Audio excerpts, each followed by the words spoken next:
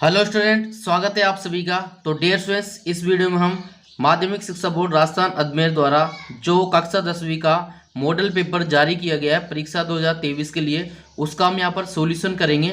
तो dear students, इस video में हम केवल सेक्शन ए का सॉल्यूशन करेंगे, उसके बाद सेक्शन बी और सेक्शन सी और डी के लिए अलग वीडियो में सॉल्यूशन करेंगे। तो यहाँ पर देखिए, हम सेक्शन ए में चलते हैं।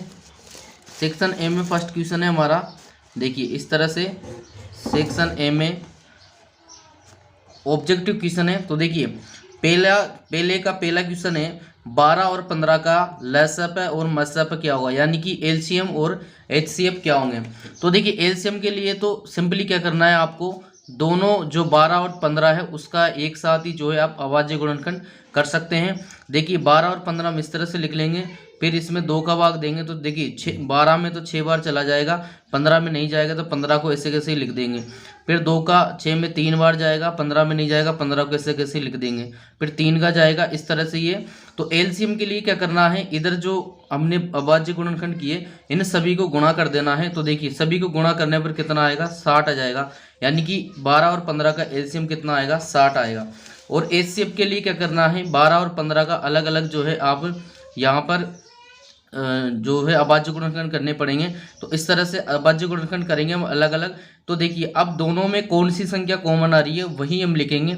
तो देखिए इसमें दोनों में केवल 3 ही ऐसी है जो कॉमन आ रही है, यानी कि तीन एक ऐसी संख्या है जो दोनों का अभाज्य गुणनखंड है।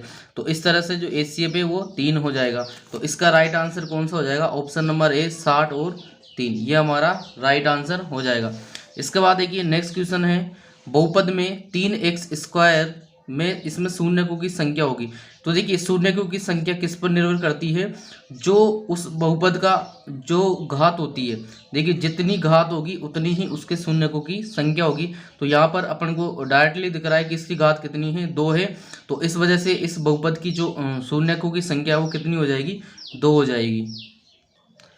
इसके बाद देखिए नेक्स्ट क्वेश्चन है, मूल बिंदु के निर्देशांक। तो देखिए हम सभी जानते हैं कि मूल बिंदु के निर्देशांक 0 0 होते हैं, यानी कि मूल बिंदु पर x का मान भी 0 होता है और y का मान भी 0 होता है। इसके बाद देखिए नेक्स्ट क्वेश्चन है, यदि 2x + y = 6 हो तो इसको संतुष्ट करने वाला युग्म है। संतुष्ट करने वाला युग्म का मतलब है कि अगर हम इसमें से x और y के मान रखें तो दोनों तरफ 6 आए। इस तरफ तो 6 है ही सही, इस तरफ भी 6 आना चाहिए। तो देखिए अगर हम ये रखें, इस ऑप्शन को रखें, आप सारे ऑप्शन रख के देख सकते हैं। अगर हम इसको इसमें रखते हैं तो देखिए 2 × 2 + 2 = 6। तो इधर को 2 को 2 से गुणा करेंगे तो 4 + 2 = 6। तो देखिए इधर भी क्या आएगा, 6 और इधर भी 6। तो इस तरह से देखिए दोनों आंसर बराबर आ रहे हैं, तो वो किससे आ रहे हैं, ऑप्शन नंबर स है। तो ये हमारा राइट आंसर हो जाएगा। इसके बाद देखिए पाँचवा है, पहले का पाँचवा, समीकरण ax² + bx + c = 0 के मूल वास्तविक नहीं होंगे यदि। देखिए वास्तविक कब नहीं होगा, जब विविक्तिकर का मान किससे, 0 से कम आए। यहाँ पर देखिए तो ये ऑप्शन इसका राइट आंसर हो जाएगा। इसके बाद देखिए छठा क्वेश्चन है, एक समांतर श्रेणी के लिए सार्व अंतर होगा।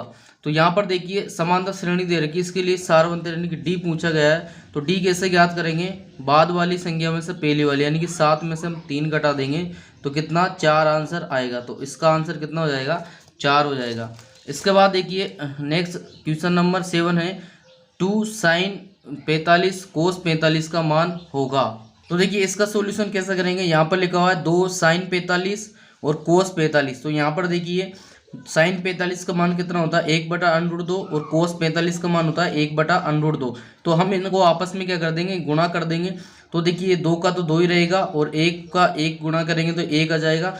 देखिए √2 को √2 से गुणा करेंगे तो ये √ क्या है, हट जाएगा तो 2 आएगा। इस तरह से इस 2 से ये 2 कट जाएगा और क्या बचेगा, आंसर में 1 बचेगा।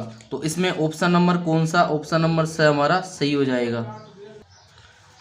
इसके बाद देखिए नेक्स्ट क्वेश्चन है, एक वृत्त की कितनी स्पर्श रेखाएं हो सकती हैं। तो देखिए यहाँ पर केवल इसने ये पूछा है कि कितनी स्पर्श रेखाएं हो सकती है। तो यहाँ पर देखिए एक वृत्त की अनंत स्पर्श रेखाएं जो हो सकती हैं। इसके बाद देखिए वृत्त का क्षेत्रफल ज्ञात करने का सूत्र, ये सब हम जानते हैं कि πr², इसका क्या है, फॉर्मूला होता है। इसके बाद देखिए दे रखा है, यदि एक बेलन की ऊंचाई 11 सेंटीमीटर तथा उसका वक्र पृष्ठीय क्षेत्रफल 968 वर्ग सेंटीमीटर है तो बेलन की त्रिज्या होगी। तो तो देखिए इसको इस तरह से सोल्व करेंगे। हमें दे रखा है बेलन की ऊंचाई h बराबर 11 सेंटीमीटर और वक्र पृष्ठ का क्षेत्रफल 968 वर्ग सेंटीमीटर। तो यहाँ पर देखिए इस तरफ हम इसका फॉर्मूला लिख लेंगे वक्र पृष्ठ का क्षेत्रफल का। तो ये होता है 2πr/h बराबर 968 दे रखा है। अब यहाँ पर हम देखिए पाई का और h का मान रखेंगे, हमें r चाहिए। तो देखिए 2 को जगह 2, पाई का मान होता है 22/7 इंटू r इंटू h का मान 11 बराबर 968। तो देखिए सारी संख्याओं को इस तरफ ले जाएंगे, केवल r को इस तरफ रखेंगे। तो यहाँ पर देखिए 22/7 ये 7 बटे में है, तो इस तरफ किस में जाएगा, गुणा में जाएगा। इसके बाद देखिए यहाँ पर 2 और 22 को गुणा करेंगे तो 44, गुणा में तो किस में जाएगा, भाग में, और 11 भी गुणा में तो किस में जाएगा, भाग में।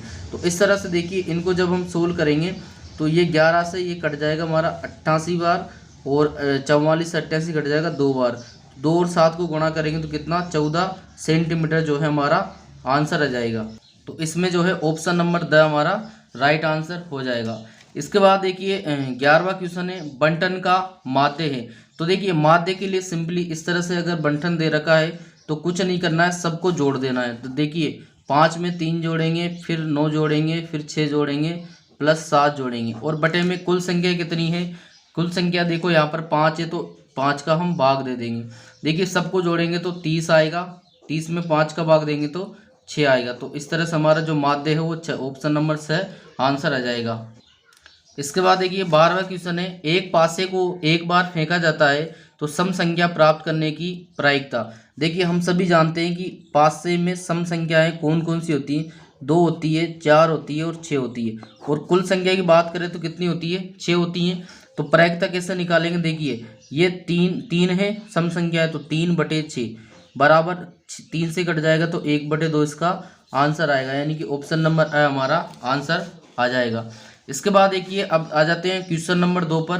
तो यहाँ पर दे रखा है 3 + 2√5 एक परिमेय या अपरिमेय संख्या है। तो यहाँ पर देखिए हम सभी जानते हैं कि जो 2√5 है ये एक अपरिमेय संख्या है और ये परिमेय संख्या है। तो देखिए एक अपरिमेय संख्या में एक अपरिमेय संख्या जोड़ेंगे तो अपरिमेय संख्या ही प्राप्त होती है। तो इस वजह से ये क्या हो जाएगी, अपरिमेय संख्या हो जाएगी।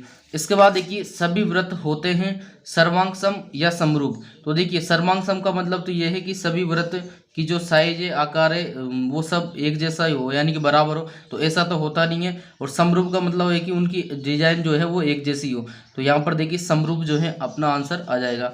इसके बाद देखिए 10 30 और 10 60 का मान होगा। तो इसको देखिए हम करेंगे तो क्या होगा, यहाँ पर देखिए हम सभी जानते हैं कि 10 30 का मान होता है 1/√3 और 10 60 का मान होता है √3। तो देखिए √3 से √3 कट जाएगा तो कितना बचेगा, 1 बचेगा। तो यहाँ पर अपना आंसर आ जाएगा 1। इसके बाद देखिए वृत्त की स्पर्श रेखा और त्रिज्या के बीच, देखिए जैसे मान लो ये एक वृत्त है और यहाँ पर मान लो ये एक स्पर्श रेखा है और ये इसका केंद्र है और ये त्रिज्या है। तो यहाँ पर देखिए ये जो त्रिज्या है ये वृत्त पर क्या होती है, लंब होती है, या आप समकोण भी इसको बोल सकते हैं। तो देखिए कोण का पूछा है तो समकोण यानी कि 90 डिग्री का जो है वो कोण बनेगा। इसके बाद देखिए अगला क्वेश्चन है वर्गीकृत आंकड़ों का माध्य ज्ञात करने का सूत्र। देखिए इस प्रश्न में 3 फॉर्मूले, आप कोई सा फॉर्मूले लिख सकते हैं, कल्पित माध्य के लिख सकते हैं या डायरेक्ट वाला, जैसे x बार बराबर summation fi xi upon summation fi। ये फॉर्मूला कोई सा फॉर्मूला इसमें लिख सकते हैं। इसके बाद देखिए नेक्स्ट क्वेश्चन है प्रायिकता P ऑफ E का मान, अधिकतम मान और न्यूनतम मान। तो देखिए अधिकतम मान तो 1 हो सकता है और न्यूनतम मान 0 होगा। इसके बाद देखिए क्वेश्चन नंबर 3 है अनुपात की तुलना कर ज्ञात कीजिए कि समीकरण युग्म द्वारा निरूपित रेखाएं कैसी हैं, प्रतिच्छेदी, समांतर और संपाती। तो देखिए यहाँ पर हमें ये याद होना चाहिए कि देखिए अनुपात अगर a1/a2 is not equal to b1/b2 है तो रेखाएं क्या होंगी, प्रतिच्छेदी होंगी। अगर अनुपात इस तरह से है कि a1/a2 तो b1/b2 के बराबर है लेकिन c1/c2 के बराबर नहीं है तो रेखाएं क्या होंगी, समांतर होंगी। और अगर तीनों ही अनुपात बराबर है तो रेखाएं क्या होंगी, संपाती होंगी। इसके बाद देखिए नेक्स्ट क्वेश्चन है समांतर श्रेणी।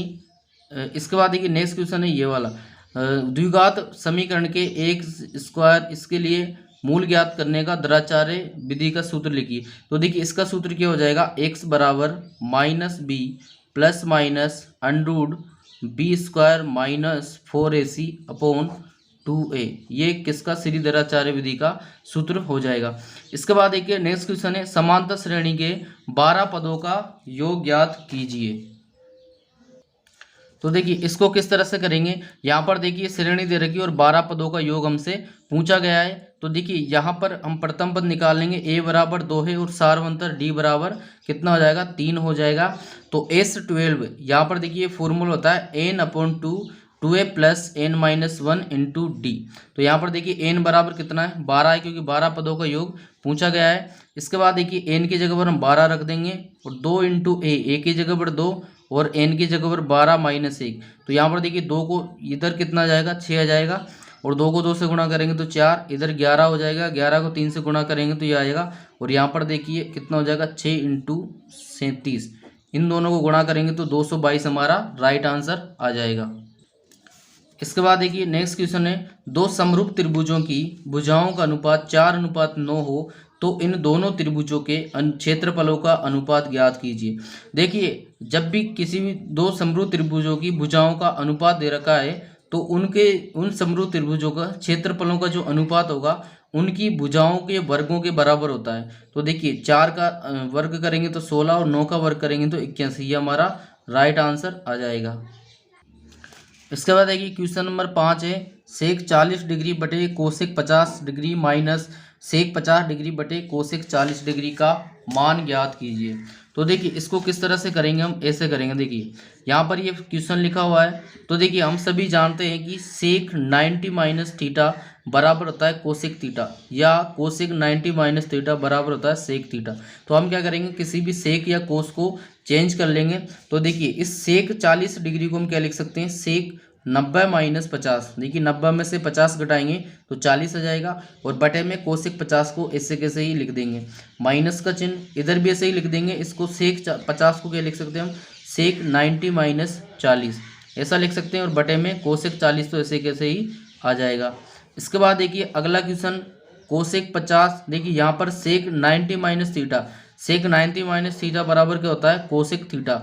तो यहाँ पर क्या हो जाएगा कोसेक 50 और बटे में भी कोसेक 50, इधर भी क्या हो जाएगा कोसेक 40 और बटे में भी कोसेक 40। तो ये एक दूसरे से कट जाएंगे, यानी कि इधर भी 1 आ जाएगा और इधर भी 1 आ जाएगा। 1 में से 1 घटाएंगे तो 0 हमारा आंसर आ जाएगा। तो इसका आंसर क्या आएगा, 0 आंसर आएगा। इसके बाद देखिए नेक्स्ट क्वेश्चन है 9 sec square theta minus 9 tan square theta. तो देखिए इसको किस तरह से करेंगे, इसको करेंगे हम, यह हमारा क्वेश्चन है। तो यहाँ पर देखिए 9 और 9 दोनों में दे रखा है, तो 9 को हम क्या करेंगे कॉमन ले लेंगे। तो कॉमन लेने पर इधर क्या बचेगा sec square theta minus tan square theta. तो देखिए हम जानते हैं कि sec square theta minus tan square theta बराबर होता है 1। तो इस पूरे की जगह पर हम 1 रख देंगे, तो 9 को 1 से गुणा करेंगे तो 9 हमारा राइट आंसर आ जाएगा। देखिए नेक्स्ट क्वेश्चन है एक समय एक मीनार की छाया उसकी ऊंचाई के बराबर हो जाती है तो उन्नयन कोण ज्ञात कीजिए। देखिए जब उसकी छाया ऊंचाई के बराबर हो तो उन्नयन कोण होता है 45 डिग्री। अब ये तो हमें डायरेक्ट याद है कि 45 डिग्री, अगर आप याद करना चाहते हैं तो कैसे करेंगे। देखिए ये पूरा सॉल्यूशन है। यहाँ पर देखिए जैसे मान लेते हैं कि बी सी कोई मीनार है। देखिए हमने ये बी सी मीनार मान ली जिसकी ऊंचाई कितनी है एच है, और इसलिए मीनार की छाया भी क्या हो जाएगी एच हो जाएगी। ये मीनार की छाया होगी, भाई ये मीनार है तो छाया इस तरफ या इस तरफ पड़ेगी, तो ये मीनार की छाया हो जाएगी। तो दोनों क्या दे रखी इसने बराबर दे रखी है। तो देखिए हम क्या करेंगे, माना उन्नयन कोण थीटा मान लेते हैं। उन्नयन कोण क्या होता है, ये नीचे से ऊपर देखते हैं, ये थीटा उन्नयन कोण हो गया। इसके बाद देखिए समकोण त्रिभुज ABC हमारे पास बन रहा है। इसमें देखिए टेन थीटा बराबर क्या होगा BC/AB। तो ये दोनों 1 है यानी कि HH। तो इस तरह हो जाएगा टेन थीटा बराबर 1। तो टेन थीटा बराबर कितना हो जाएगा 10 45, क्योंकि देखो 1 यानी कि 1 को हम क्या लिख सकते हैं 10 45। क्यों, क्योंकि 10 45 का मान कितना होता है 1 होता है। अब देखिए ये दोनों मान बराबर हैं, तो ये कब बराबर होंगे, जब इनके कोण भी बराबर होंगे। तो थीटा बराबर कितना निकल जाएगा 45 डिग्री। तो इस तरह से उन्नयन कोण कितना आ जाएगा 45 डिग्री आ जाएगा। इसके बाद देखिए नेक्स्ट क्वेश्चन है दी गई आकृति में कोण थीटा का मान ज्ञात कीजिए।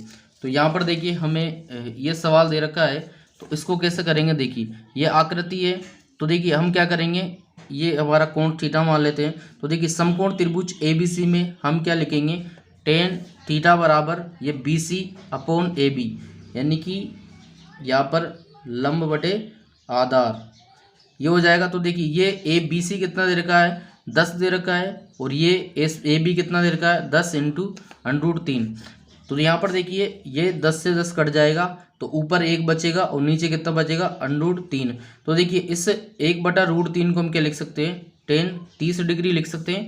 क्यों, क्योंकि टेन 30 का मान कितना होता है, 1/√3। तो इस तरह से दोनों के मान बराबर है, तो थीटा के मान भी बराबर होंगे। तो इस वजह से ये जो कोण थीटा है इसका मान कितना हो जाएगा, 30 डिग्री हो जाएगा। ये पहले वाला जो क्वेश्चन है उसके जैसा ही क्वेश्चन है। इसके बाद देखिए नेक्स्ट क्वेश्चन है, यदि एक बिंदु P से O केंद्र वाले किसी वृत्त पर PA PB स्पर्श रेखाएं परस्पर 80 डिग्री के कोण पर झुकी हो तो कोण AOB का मान ज्ञात करें। तो देखिए ये वाला क्वेश्चन किस तरह से होगा, ऐसे होगा। देखिए यहाँ पर इसने ये दे रखा है, ये एक वृत्त है जिसका केंद्र O है, और इसके वृत्त में देखिए 2 स्पर्श रेखा है, तो वृत्त पर जो बिंदु है वो बाहर ही होगा। तो ये AP और AB इस पर 2 स्पर्श रेखा हैं, और ये एक दूसरे से कितने 80 डिग्री के कोण पर झुकी हुई हैं। तो देखिए यहाँ पर अगर हम देखें तो हम जानते हैं कि देखिए जो ये वृत्त का केंद्र है और स्पर्श रेखा है, वहाँ से अगर हम इस त्रिज्या डालें तो ये अपने आपस में कितना 90 डिग्री का जो है कोण बनाते हैं, यानी कि समकोण होते हैं। तो देखिए यहाँ पर 4 कोण बन रहे, 1 2 3 4। अब 3 कोण हमारे पास आ चुके हैं, 90 90 और 80। हमें ये वाला कोण ज्ञात करना AOB। तो देखिए अगर हम इसमें जो है चतुर्भुज का योग लगाएं तो यहाँ पर देखिए हम सभी जानते हैं कि चतुर्भुज के सभी कोणों का योग कितना होता है, 360 डिग्री होता है। तो इस तरह से देखिए ये 3 कोण हमारे पास हैं, और कोण AOB हमें ज्ञात करना है। AOB हमें क्या है, ज्ञात करना है। तो देखिए यहाँ से 360 में से इन सभी के योग को हम क्या करेंगे, घटा देंगे। तो इन सभी का योग कितना आएगा, 260 आएगा। तो 360 में से 260 को घटाएंगे तो 100 हमारा आंसर आ जाएगा, यानी कि कोण AOB हमारा कितना होगा, 100 डिग्री का होगा। ये हमारा राइट आंसर आ जाएगा। इसके बाद देखिए नेक्स्ट क्वेश्चन है, 9 सेंटीमीटर लंबा एक रेखाखंड खींचिए और इसे 2:1 में विभाजित कीजिए, दोनों भागों की माप लिखो। तो देखिए इस क्वेश्चन को क्या करेंगे हम, यहाँ पर देखिए ये 9 सेंटीमीटर लंबा एक रेखाखंड खींच लेंगे। ये देखिए AB 9 सेंटीमीटर लंबा रेखाखंड खींचा, और देखिए हमें 2:1 में विभाजित करना है, किसमें, 2:1 में। तो देखिए इन दोनों को जोड़ लेंगे तो 3 आएगा, और इस तरह से A बिंदु से इधर नीचे की साइड हम लगभग 45 डिग्री का कोण बनाते हुए ये 3 यहाँ पर ये खाने के लिए, क्योंकि 2 + 1 3 होगा। तो यहाँ पर देखिए 3 ये चाप काट लेंगे, AX खींचेंगे और इस पर 3 बराबर चाप काट लेंगे। फिर क्या करेंगे, इस लास्ट वाले चाप को ये बिंदु को बिंदु B से मिला देंगे, ये मिला दिया। इसके बाद क्या करेंगे, हम यहाँ से इधर आगे की साइड में प्रकार की सहायता से यहाँ पर देखिए ये इस तरह से एक चाप काटेंगे, इस तरह से। फिर उस प्रकार को यहाँ पर रखते हुए एक चाप इस पर काटेंगे, तो इस तरह से ये बनेगा। तो बिल्कुल ऐसा कैसे ही चाप कहाँ पर, देखिए 2 दे रखा है, तो 2 बिंदु 2 से काटेंगे, यहाँ से इस तरह से ही काटा, और वापस इस बिंदु से इधर चाप काटेंगे तो ये काट दिया, और जहाँ पर ये मिले इसको मिला देंगे इस तरह से। और ये जो AB पर जो मिलेगा उसको P बिंदु नाम हम दे देंगे। तो इस तरह से देखिए जो AP होगा हमारा और PB होगा, ये दोनों आपस में 2:1 में विभाजित होंगे। और देखिए मापने की बोला है तो सिंपली आप क्या करना, अगर आप सही तरीके से कर रहे हैं तो आप पटरी की सहायता से इसको माप लेना। मापने पर देखिए AP बराबर हमारा 6 सेंटीमीटर आएगा, और PB बराबर हमारा 3 सेंटीमीटर जो है आएगा। ये हमारे आंसर हो जाएंगे। इसके बाद देखिए नेक्स्ट क्वेश्चन है, 6 सेंटीमीटर त्रिज्या वाले एक वृत्त के एक त्रिज्य खंड का क्षेत्रफल ज्ञात कीजिए जिसका कोण 60 डिग्री है। तो यहाँ पर देखिए इसको हम कैसे करेंगे, देखिए वृत्त की त्रिज्या दे रखी है R बराबर 6 सेंटीमीटर, और कोण थीटा बराबर दे रखा है 60 डिग्री। तो त्रिज्य खंड का क्षेत्रफल क्या होता है, πr² थीटा अपॉन 360, ये फॉर्मूला है। इसमें देखिए पाई का मान रखेंगे तो हम 22/7 इंटू R², यानी कि R को 2 बार गुणा करना है। तो R हमारा 6 है, तो 6 को 6 से गुणा कर देंगे, और थीटा बराबर 60 डिग्री है, बटे में 360, यह आ जाएगा 360। तो देखिए इन दोनों को हम गुणा करेंगे तो 360 आएगा, और 360 से ये 360 जो है कट जाएगा। ऊपर कितना बचेगा 22 इंटू 6, तो दोनों को गुणा करेंगे तो 132 आएगा और बटे में 7 बचा हुआ है। तो आप इसको भी अपना आंसर लिख सकते हैं और भाग देना चाहते हैं तो 18.85 वर्ग सेंटीमीटर ये हमारा आंसर आ जाएगा।